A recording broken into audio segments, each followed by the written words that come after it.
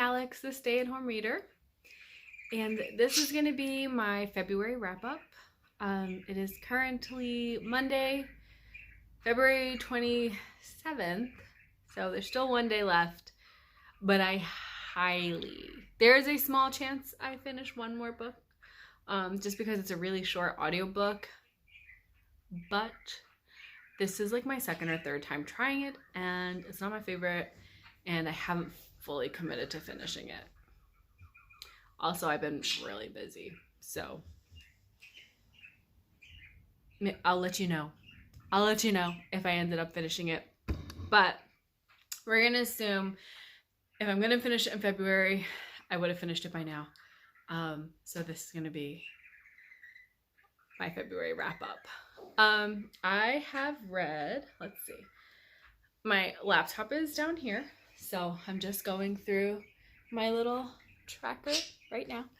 I have read nine books. Hold on, let me recount that. I'm literally filling it out as we speak. 1, 2, 3, 4. Oh, okay, that's why. 1, 2, 3, 4, 5, 6. I counted all the titles, so that was misleading. I read 6 books and DNF'd 3.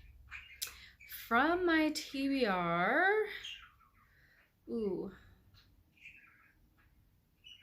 one. Okay, so one book was a reread. I don't know if I should count that as off my TBR. I don't have a number that I'm starting with. I'm kind of just tracking to see if I add like a lot more than I'm reading. So I think I decided I'm going to count a reread as off my TBR. Because why keep a book if not with some intention for it to be read again, right? Okay, so we're gonna say my TBR count was 2. Now, from my library, can you see?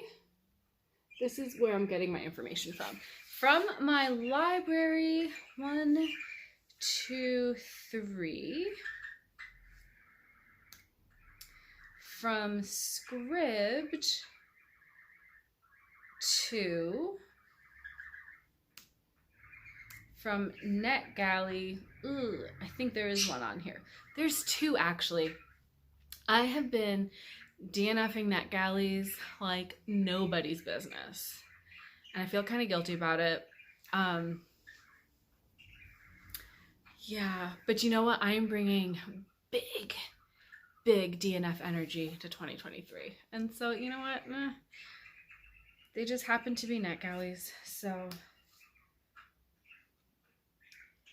yeah, both NetGalleys. Oh no, one I finished, one I DNF'd. Okay. Hauled. Ooh. All right. Unhauled is 0. Hauled. 5. I think 5. Okay, so that is a +3 for the month because of the 2 books off of my TBR. Averages out to a plus, I don't know what's wrong with me, +3. Okay.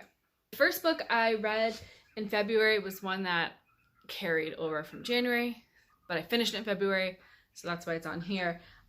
Westward the Women, an anthology of Western stories by women. There is a reading blog for this. So I'll just sum up by saying I loved it. I really liked it because it gives you an idea of how broad the genre can be and how women approach the genre differently than men writing Westerns. And it really pushes against that assumption that Westerns are for men by men. No, we're not having it.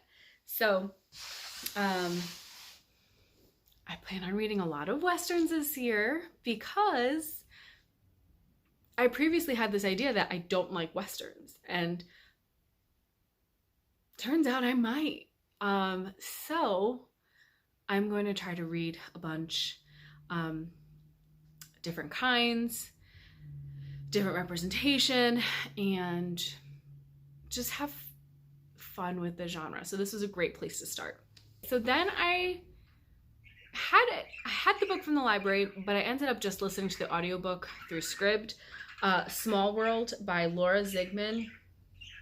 This was almost a DNF, honestly. I read Separation Anxiety by Laura Zigman and loved it. Small World, however, is about two sisters who are in adulthood now. They're in their 50s.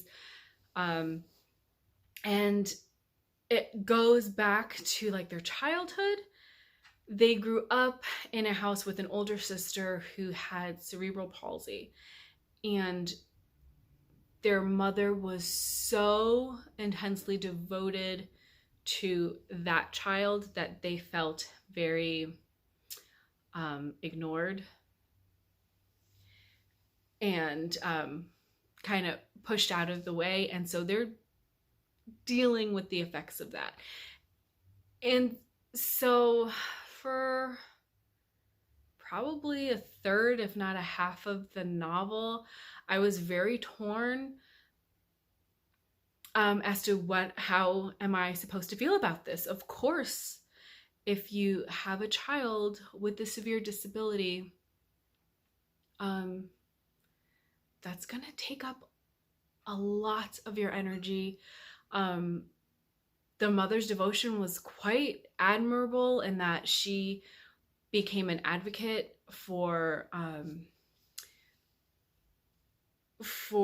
rights and accommodation for her child and others like her. She ran support groups.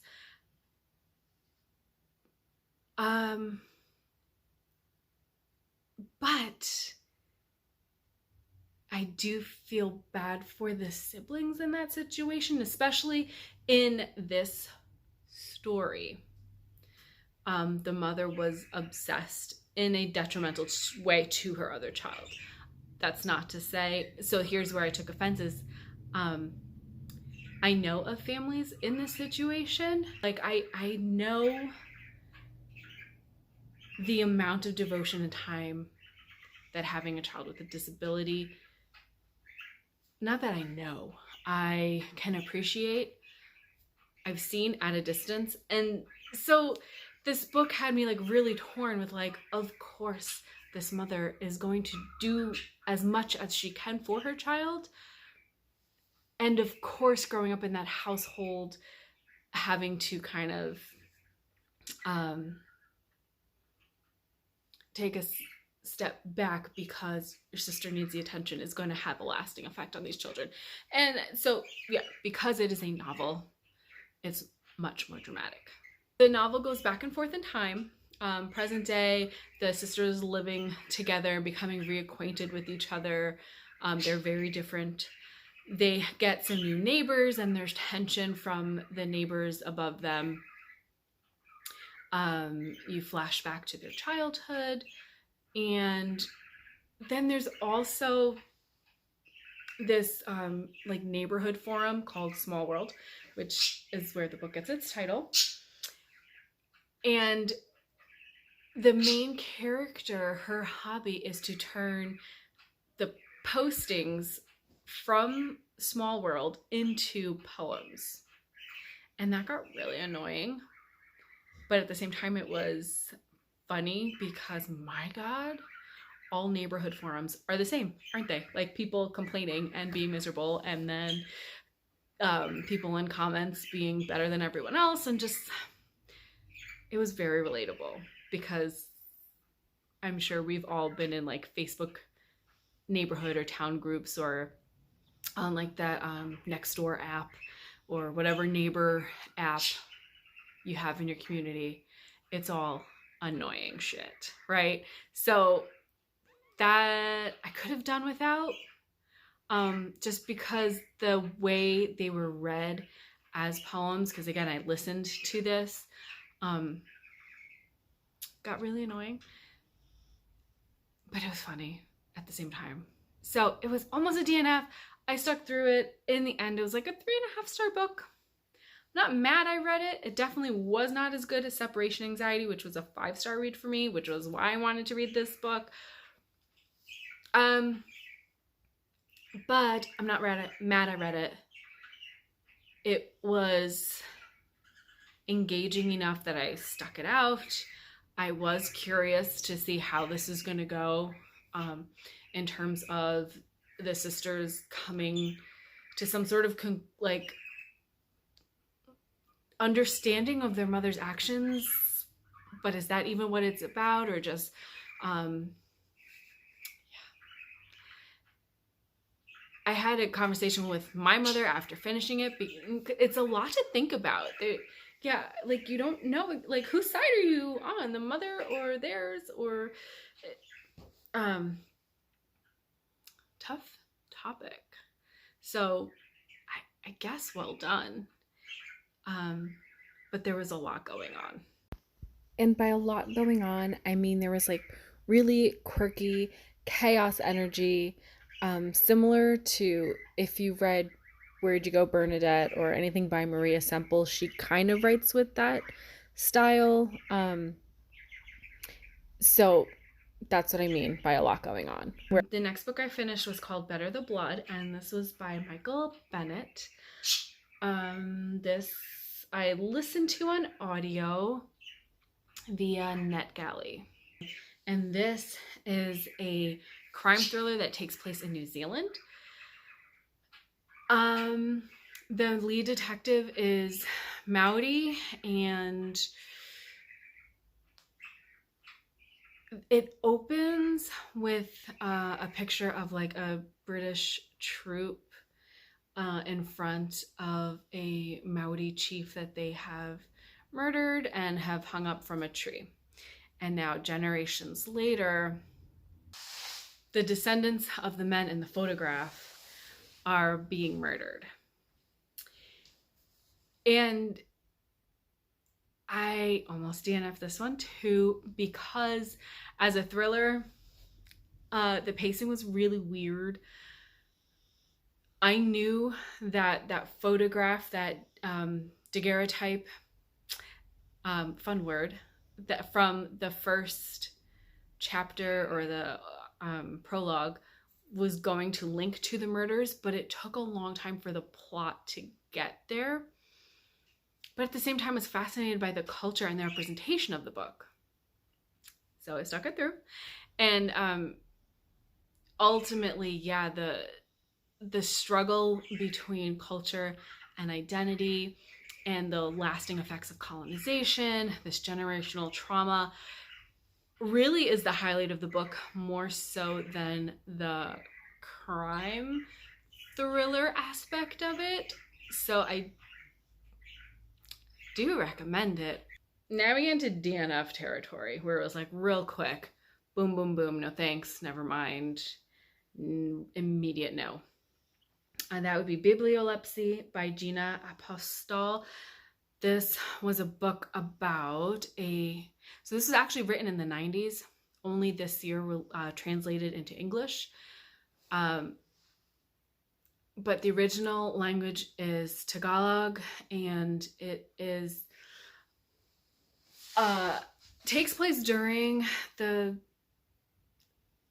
revolution in the Philippines, something, I'm not sure. But the main character is a bibliophile who is in love with the idea of like becoming romantically involved with authors because she loves books so much.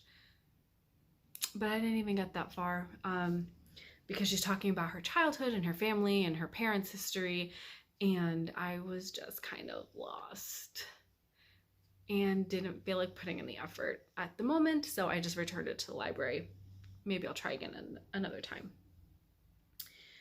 Theater of Marvels by Leanne Dillsworth. This is about a mixed white and black woman in Victorian London, and she gets a job at a theater putting on a show as this like Amazon queen, which doesn't make sense, but they go with it anyway. Amazonia or something. I forget what her like stage name is.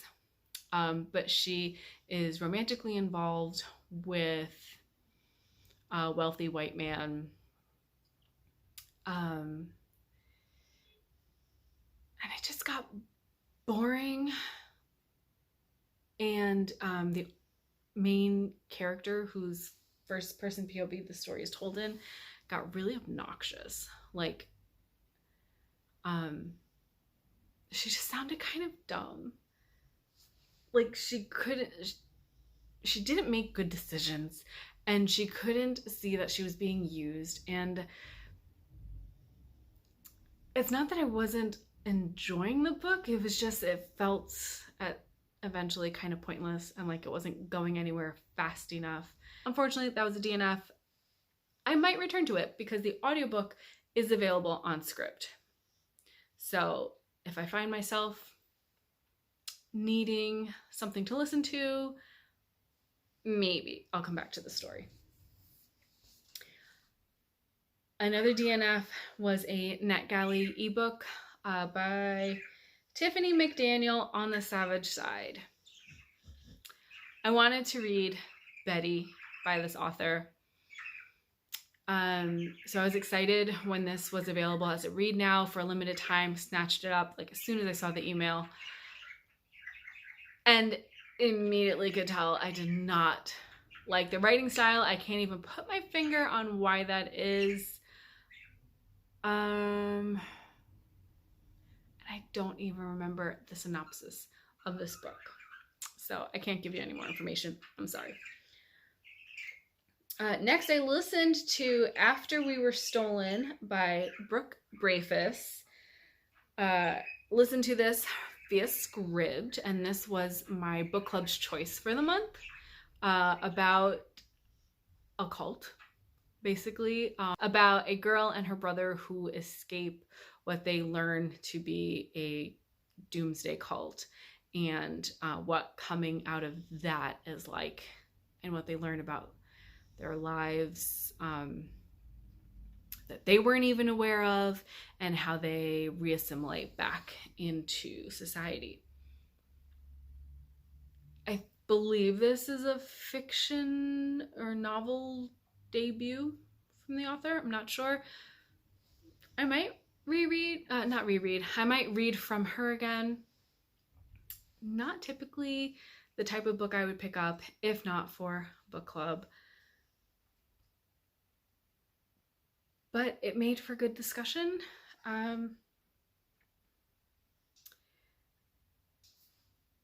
It was entertaining. It's kind of tough to read because there's plenty of abuse, and just the way cults work, right, is horrific. So it was interesting to read. 3 stars. I just recently finished, a few days ago, was The Sisters Brothers, and that is my reread for the month of February, for the February rereads.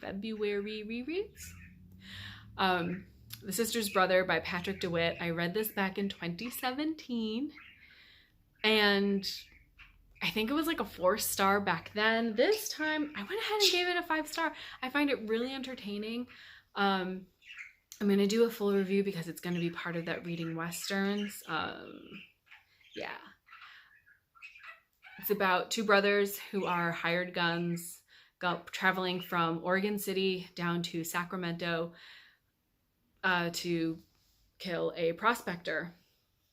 And just their travels are full of kind of vignettes in which you get a lot of those Western motifs peppered throughout.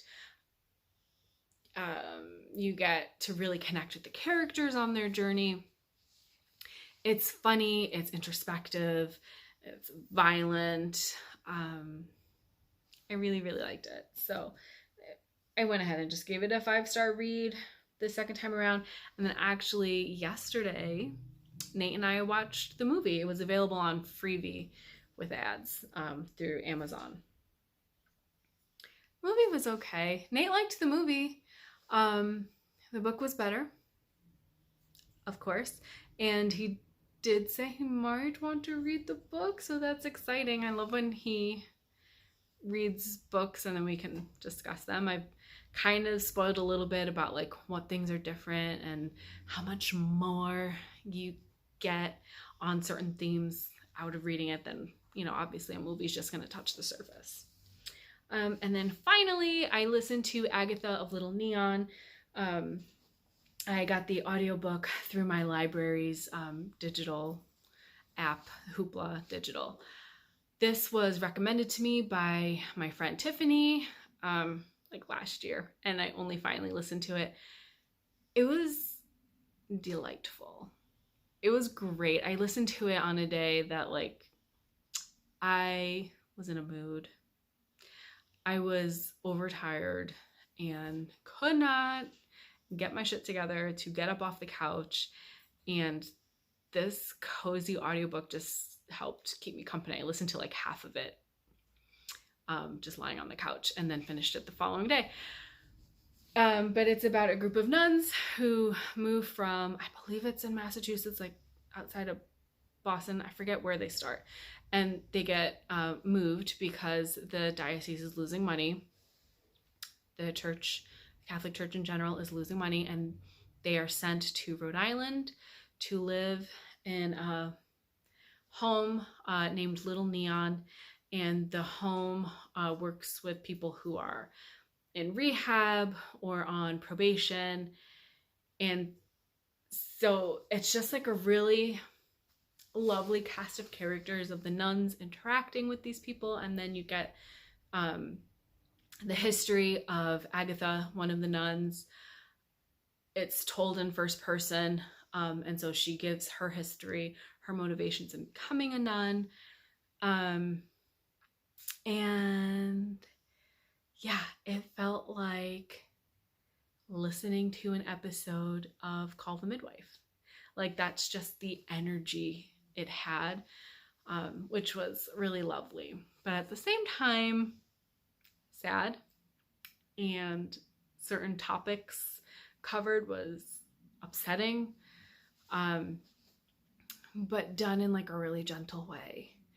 And so, yeah, the whole time I was listening, I was thinking it had similarities to the Olaf Olafsson book I listened to on Karen's recommendation last month, Sacrament.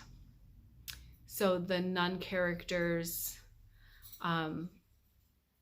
were similar in that they were not called necessarily out of this like religious drive, but more filling something within their lives that the sisterhood gave them. And then dealing with topics of abuse in the church. This one not as like in your face as the Sacrament was. Like that was an investigation about a child abuse allegation, where this one is the nuns are kind of hearing about what's happening and how the church keeps paying out these settlements, and how the Pope is not coming out and saying things, like the church is not really taking a stand, they're just kind of paying out settlements. And so that's going on in the background, but the main story is the nuns' day-to-day life. Yeah, it was just a really gentle, cozy read. So it was like the Sacrament and Call the Midwife mixed together, and you get Agatha of Little Neon. So that is everything I read in February, and I'm currently reading, I think, 4 books. I'll put them right here. 2 of them are, one is an audiobook that I'm listening to with my kids, and the other is a read aloud that we're using for our like homeschool, social studies, literature, just reading together. That's it for February. I will be back with a tag video. My buddy Marcella tagged me in the finish that book tag. No? Yes? Finish that book tag, I think. So I'll be back to do that tag that Marcella tagged me in. And then also, I've been trying to avoid making TBRs for monthly TBRs for this year, and just picking up books as a mood reader. But March, I may pick books with some sort of intention. So maybe I'll give you a March TBR video and a book haul. Okay, yep, and a book haul. So I will be back soon with a video, I hope. Bye.